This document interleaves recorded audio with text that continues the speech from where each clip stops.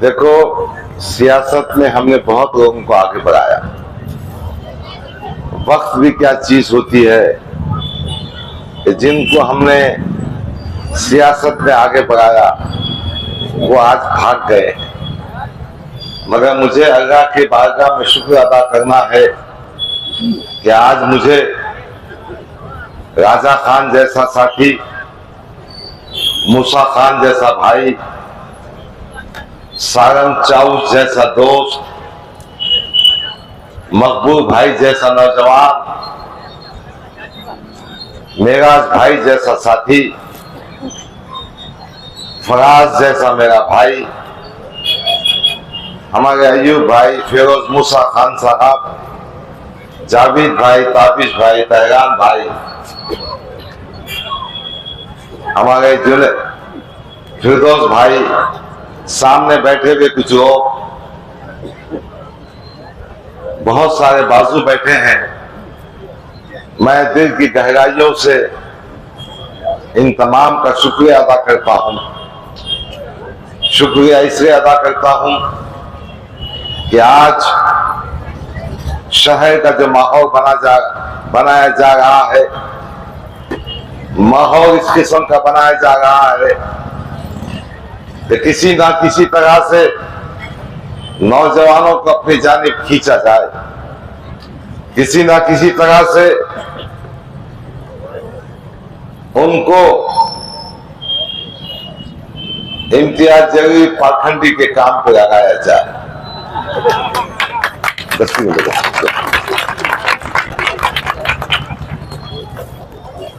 10 साल मजलिस में था, मजलिस की हिस्ट्री से वाकिफ हूं, किसके साथ क्या हुआ वो भी सुनाना चाहता हूं। 2014 में असेंबली के इंतखाबात हुए। उस वक्त अकबरुद्दीन अवैसी साहब आए थे। 2015 में इमीडिएट जनवरी फरवरी का महीना होगा, अकबरुद्दीन अवैसी साहब आए थे और उसके बाद आज औरंगाबाद शहर में आए हैं। इम्तियाज जलील तू 5 साल मेरे था, 10 साल 5 साल MP था, फिर तेरे को क्या जरूरत पड़ी अकबरुद्दीन अवैसी को बुलाने की? क्या जरूरत पड़ी कि अकबरुद्दीन अवैसी साहब को दावत दी जाए? अपने आप को महाराष्ट्र का अवैसी कहने वाला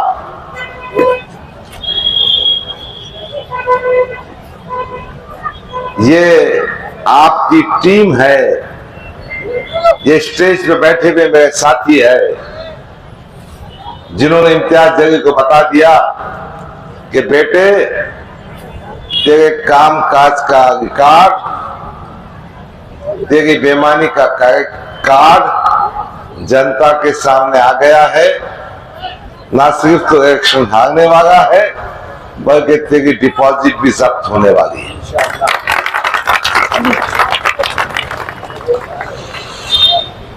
मैं कह रहा था कुछ वाकयात मजलिस के आपको सुनाऊंगा।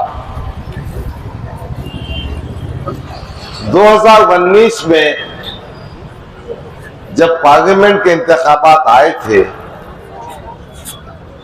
उस वक्त जावेद कुरैशी जो पार्टी का फाउंडर मेंबर था, जिसने मजलिस को यहां लाया था, वो पार्टी से निकाल दिया गया था। पार्लियामेंट के इंतखाबात आए, असदुद्दीन अवैसी साहब औरंगाबाद में आए। जुमा का दिन था, नमाज के बाद उन्होंने मुझसे कहा जावेद कुरैशी को हम पार्टी में लेंगे तो कैसा होगा? मैंने बोला कहा ठीक बात है, कुछ वोट बढ़ जाएंगे, जीत में अपने को मदद होगी। तो मुझसे कहा क्या मेरे साथ आप जावेद कुरैशी के मकान आएंगे? मैंने कहा भाई मैं नहीं आ सकता। फिर मेरे जिम्मे प्रकाश अंबेडकर की जिम्मेदारी दी गई। मैं प्रकाश अंबेडकर के साथ जबिंदा गांव में पहुंचा। असदुद्दीन अवी साहब ने कहा जावेद कुरैशी आ चुके हैं, आप इनसे गले मिल लीजिए। मैंने जावेद कुरैशी से गले मिला, मैंने अपनी भाषा में कहा, अरे आ गया क्या तू? वो जो एग्जैक्ट वर्ड्स मैं बोल नहीं सकता। थोड़ी देर के बाद मैंने देखा एक साहब ने उनको चप्पल लाकर दी। मालूम यह हुआ था कि जब बैरिस्टर असदुद्दीन अवी साहब जावेद कुरैशी के मकान पहुंचे, ये इनका मोतखिब था, भक्त था, ये बहुत जज्बात में आ गया और नंगे पांव इनके साथ निकल गया, हत्ता के स्टेज पर उसको चप्पल लाकर देने की पड़ी। और उसी स्टेज से असदुद्दीन अवैसी ने कहा था कि मेरा भाई जावेद कुरैशी मेरे सीने से रख गया है, अब मौत ही हमको जुदा करेगी। या तो वो मेरे कांधों पे जाएंगे या मैं उनके कांधों पे जाऊंगा, हमारी दोस्ती और मोहब्बत अटूट रहेगी। स्टेज से कहा था जबिंदा के, आप सब गवाह होंगे। फिर जब असेंबली के इंतखाबात आए, जावेद कुरैशी आम खास के मैदान पहुंचा तो असदुद्दीन अवैसी के सामने इम्तियाज जलील ने कहा जावेद कुरैशी को देखकर, 56 आएंगे 56 जाएंगे। मैं ये कहना चाहता हूं, जब जरूरत पड़ती है तो आप गले में हाथ डालते हैं, उसको पप्पी करते हैं, उससे मामला करते हैं और अपना काम निकालने के बाद उसको फेंक देते हैं। दूसरा वाकया सुनाता हूं। वंचित बहुजन अघाड़ी और एमआईएम का जब इत्तेहाद हुआ तो ये मीटिंग हुई थी दहली में, बैरिस्टर असदुद्दीन अवी साहब के मकान पर। अवीसी साहब ने हैदराबाद से कुक बुलाया था। वो कुक ने पूरा बकरा तंदूर बनाया था, रख दिया हम चारों के सामने। मैंने थोड़ा सा पीस लिया। असद साहब ने बड़ी मकदार में गोश्त और चावल प्रकाश अंबेडकर को दिए और उन्होंने कहा, प्रकाश भाई ने मैं इतना नहीं खा सकता। असद साहब ने कहा, आप छोड़ दीजिए, आपका बचा हुआ झूठा मैं खाऊंगा। और वाकई ऐसा हुआ, जो बचा हुआ था असद साहब ने खाया। फिर शोरापुर की सभा में असद साहब ने मुझसे पूछा था, भाई प्रकाश अंबेडकर का वजन कितना है, मैं गोद में उठा लो तो कैसा होगा? मैंने कहा 66 से 67 किलो है। ठीक है, उसको गोद में उठा लिया। मगर जब असेंबली के इंतखाबात आए, पार्लियामेंट का चुनाव जीतने के बाद प्रकाश अंबेडकर को भी आउट कर दिए। यूज एंड थ्रो बंद होगा।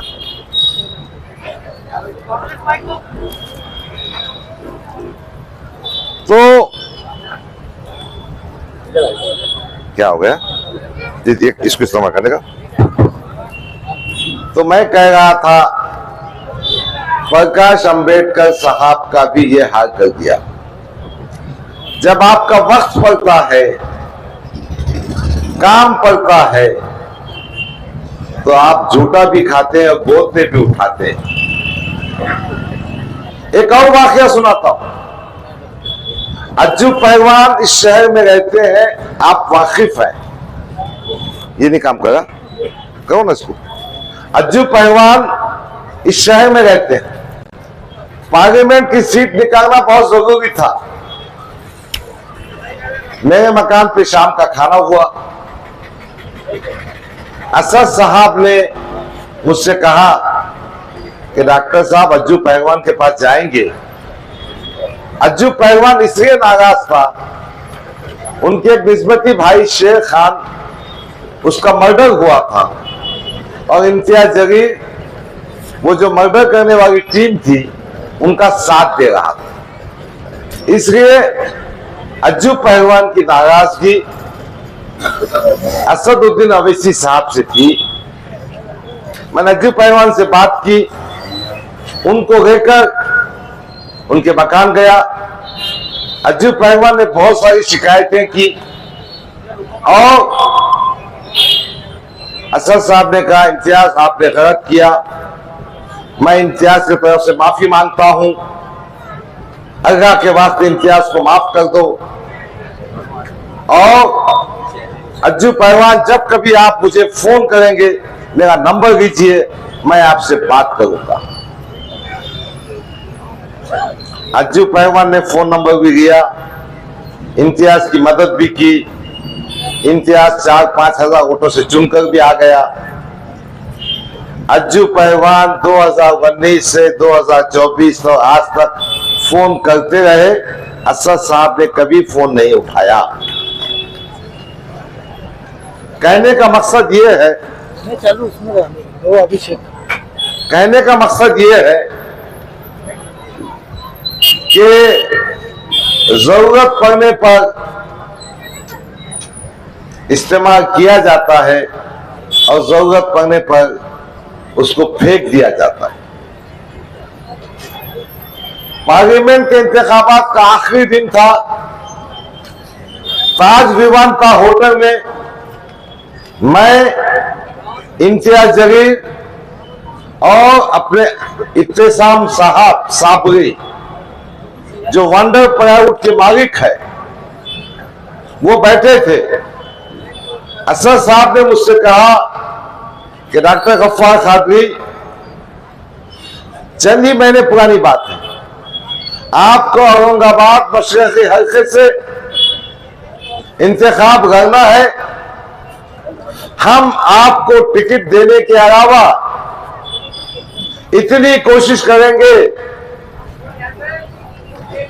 हम खर्चा बर्दाश्त करेंगे और ये सीट गिफ्ट में देंगे। ये भी वादा मुझसे किया गया। और आज मैं ये इसलिए सुना रहा हूं कि चंद नौजवानों को बुलाकर स्टेज पर यह कहा जाएगा, मैं अल्लाह के वास्ते, मैं रसूल नबी करीम सल्लल्लाहु अलैहि वसल्लम के वास्ते इम्तियाज जलील की गलतियों की माफी मांगता हूं। अकबर साहब और असद साहब ये कर सकते हैं। दूसरी बात, चंद साथियों को जो बेचारे जज्बाती होते हैं, यकीनी रखते हैं, उनको स्टेज पे बुलाकर खार और शार कर सकते हैं। आज ये सब नाटक इसलिए किए जा रहे हैं कि इम्तियाज जलील को मदद की जाए। इम्तियाज जलील मेरे हिसाब से मुस्लिम क़ियादत की वो नासूर है, वो कैंसर है, वो दलाल है जिसने कौम को बेचा है। सियासत में बेईमानी करना अपनी इंतहा को है।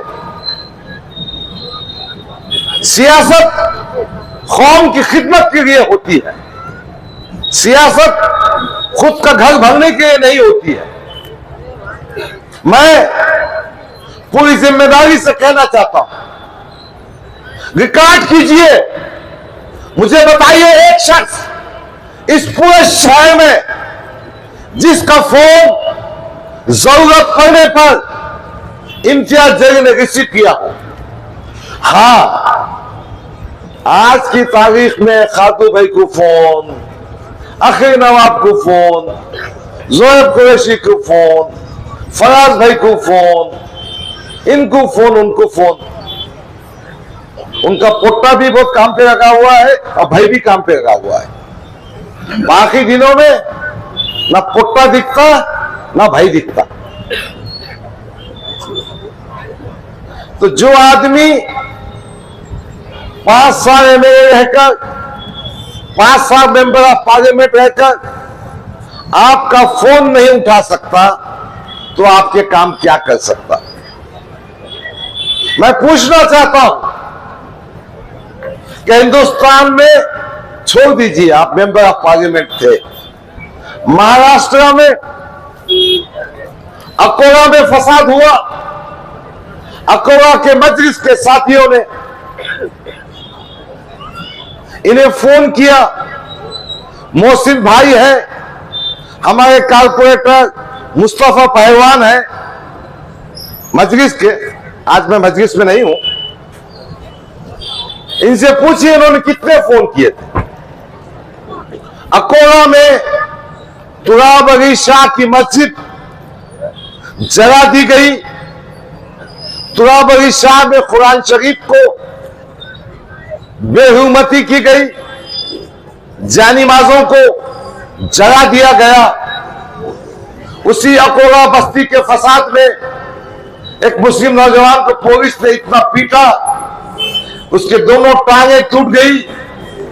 उसी फसाद में हमारी मेरठ की मां 60 साल जुगनू बेगम जो अपाहिज थी, अपने मकान के बाहर नहीं निकल सकती थी,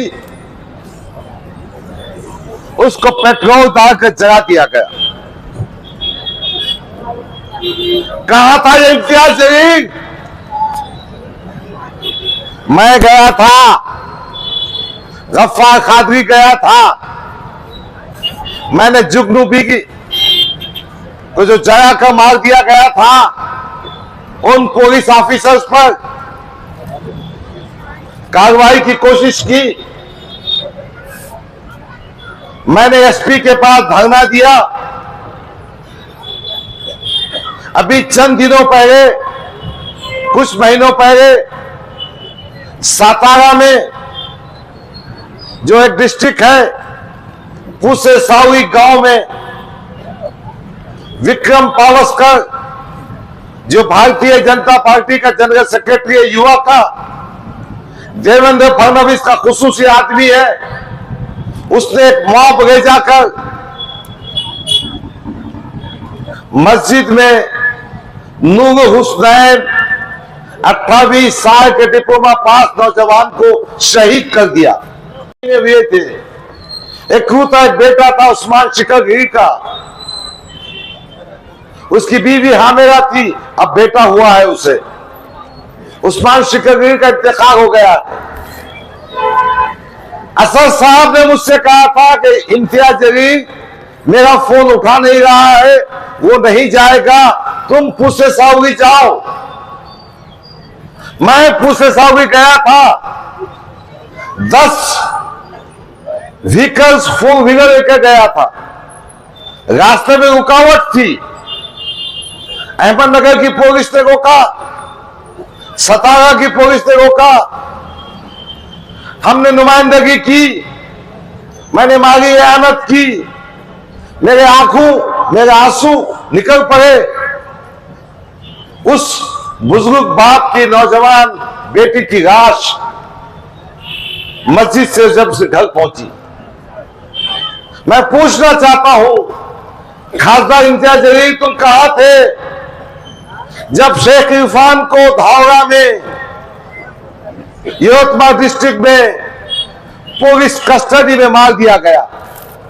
तुम कहां थे जब बीर में 6 साल की बच्ची को रेप कर दिया गया?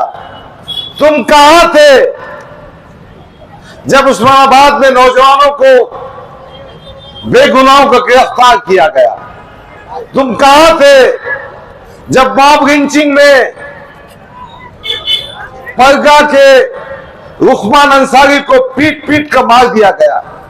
तुम कहां थे जब खुवैश नगर पूरा बंबई में अफान अंसारी को मार दिया गया?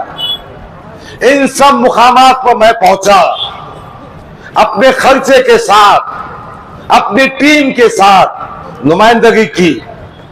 और जब पार्टी के टिकट की बात आती है तो इम्तियाज जलील को दिया जाता। यकीनन पार्लियामेंट के 5 टिकट तुमने उस्मानाबाद में दिए, साउथ सेंट्रल बंबई में दिए, भिवंडी में दिए, पूना में दिए।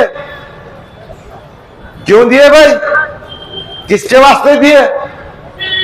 टिकट बांटने का काम, पैसे जमा करने का काम, मांडोगी का काम इम्तियाज जलील ने करना, और फिर पार्टी की शफकत और मोहब्बत भी उसमें होना।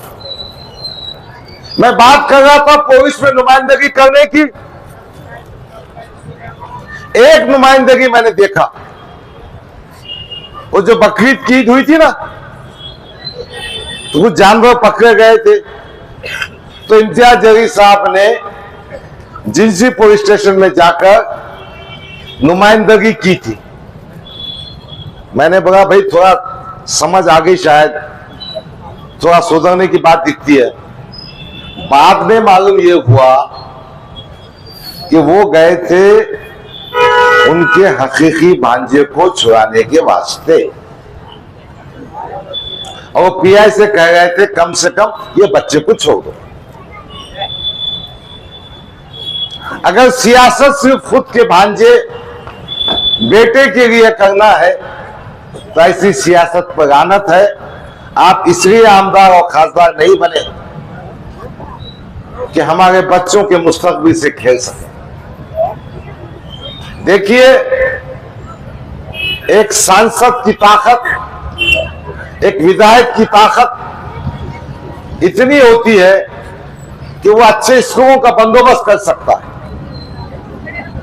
उन स्कूलों में हमारे बच्चों को हम तालीम और तरबियत दे सकते हैं। इम्तियाज जलील ने शिक्षण का कोई काम नहीं किया, अपने बेटे को लंदन में एजुकेशन के लिए भेजा।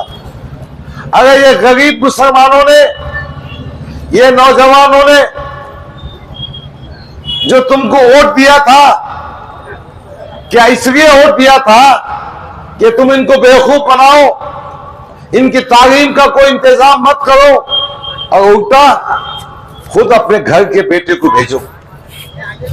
देखिए, एक एमएलए, एक एमपी कम से कम अपने इलाके के अस्पताल में सहूलतें पैदा कर सकता है।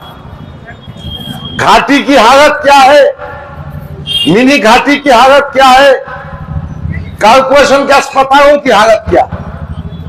इम्तियाज जलील न कभी विजिट देते न कुछ देते, मगर एक आधे वक्त वो पहुंच जाते रोड का थिकनेस देखने के बाद। जब ये आमदार थे, मालूम हुआ कि हरसूर में एक डांबो रोड का थिकनेस देखने गए। वो थिकनेस इस वास्ते देखने गए कि कॉन्ट्रैक्टर से कुछ पैसे वसूल कर सके। ये वसूली मास्टर है, ये इसके पास इनकमिंग का फैक्टर चलता, इसको सिर्फ पैसे जमा करने का काम करना है। और फिर हमारे बड़े कायदीन आएंगे, खुदा के लिए, अल्लाह का वास्ता, रसूल करीम सल्लल्लाहु अलैहि वसल्लम का वास्ता, सहाबा का वास्ता, शोहदाए किराम का वास्ता, शोहदाए करबला का वास्ता, इम्तियाज जलील को एक बार जिता दो। मैं आपसे हाथ जोड़कर बड़ी नम्रता से कहता हूं कि जिसको तुमने 2 वक्त मौका दे दिया, फिर उसके लिए आप बड़ा मेहरबानी मत बात कीजिए। मैं आपके सामने कहने आया कि आज प्रोफेसर सोहेल जैन ने जो बात कही है, हमारी कौम में, हमारे नौजवानों में, हमारी माओ बहनों में, हमारे बुजुर्गों में इस बात की बड़ी नाराजगी है कि डॉक्टर गफ्फार कादरी के 10 साल के खिदमात को, कुर्बानियों को, मेहनतों को, काविशों को नजरअंदाज किया गया, नाइंसाफी की गई। इस बात की नाराजगी है जिस गफ्फार कादरी ने 10 साल पार्टी को दिए, उस पार्टी के कायद ने गफ्फार कादरी को 3 मिनट का वक्त नहीं दिया। इस बात की नाराजगी है कि इन्होंने हमारा जब जीतने का वक्त आया तो हमारे रास्ते में कांटे खड़े कर दिए। 2014 में मुस्लिम वोटिंग का परसेंटेज बहुत कम था, 2019 में थोड़ा इजाफा हुआ, और आज हमारी टीम की काविशों से प्रोफेसर सोहेल जलील सफ़े अव्वल के मेरे साथी हैं, उनकी कोशिशों से हमने 200 कैंप मुनाकिद किए, और आज मैं फख्र से कह सकता हूं कि इस मशरक़ी हल्के में मुस्लिम वोटर की संख्या 1,45,000 है। अगर MIM टिकट देती तो जीतना बहुत आसान था, मगर MIM पार्टी ने इम्तियाज जलील रियासती सदर, उन्होंने हमारे पीठ में खंजर घोंपा है, उन्होंने हमसे धोखा किया और हमको भैरा फुसरा कर इस धोखे में रख रहे थे कि आपको टिकट देंगे। और ये भी क्या चाल थी समझो कि दूसरी पार्टियों के उम्मीदवारों का डिक्लेरेशन होने के बाद ये मुझसे कहते हम आपको टिकट नहीं देते, यानी दूसरे दरवाजे बंद होने के बाद ये कहते। मगर मुझे उम्मीद है कि मेरे भाई मुस्लिम समाज के मेरे को साथ देंगे और मेरे साथ खड़े होंगे। मैं अबू आसिम साहब का शुक्रगुजार हूं। कांग्रेस के टिकट मिलने में इम्तियाज जलील ने बहुत झकमगाया। हद तो यह है कि तेलंगाना के मुख्यमंत्री रेवंत रेड्डी को इस्तेमाल करना पड़ा। हद तो यह है जो MIM पार्टी 2019 में 19 सीट 51 सीट लगाती थी, अब 16 सीट पे आ गई। और एक अंदर की बात कहना चाहता हूं, इम्तियाज जलील को किसकी परवाह नहीं है, उसकी पूरी कोशिश ये है कोई चुन के आओ का झकमराओ, मैं आमदार बनना। अब मुंह को खून लगा क्या लगा, मैं कुछ बोल नहीं सकता। पार्टी के हित में कोई बात नहीं है, मगर समाजवादी पार्टी का टिकट मिलने के बाद हम ये तवक्को कर रहे हैं कि हमारे गरीब भाइयों की वोट मिलेंगे। मैं सभा में आने से पहले ये NH की कीर्ति हाउसिंग सोसाइटी में गया था, वहां 76-77 मकानात थे, वो सब जमा हुए। उन्होंने कहा हम आपका साथ देंगे। कल भारत नगर में हमारे हिंदू भाई, हमारे मराठा भाई मेरे साथ खड़े हैं, एक बड़ी सभा कर रहे हैं। विश्रांति नगर, जय भवानी नगर में लोगों के फोन आ रहे हैं, N6 N7 से पार्टी पर भी रहा है। मैं समझता हूं आपकी ताकत और इन गैर मुस्लिम दलित भाइयों की ताकत की बुनियाद पर ना सिर्फ हमें सीट जीतेंगे, अतुल सावे को धूल चटाएंगे, बीजेपी का सुपड़ा साफ करेंगे, इम्तियाज जलील की तो जमानत भी जब्त करेंगे। और मैं कहना चाहता हूं, मेरी सियासत पैसा कमाने के लिए नहीं है। अल्लाह ने बहुत कुछ दिया है, मगर बहुत कुछ होने के साथ साथ अल्लाह ने दिल भी दिया है। मैं अपना हाथ खुला रखता हूं, खुला रखूंगा। किसी के पास पैसे आने के बाद भी नंगे रफंगे सारे करके उनके बारे में मुझे कुछ कहने का नहीं है। मैं एक बात जिम्मेदारी से कहना चाहता हूं, यकीनन महाराष्ट्र में महाविकास आघाड़ी की सरकार आएगी।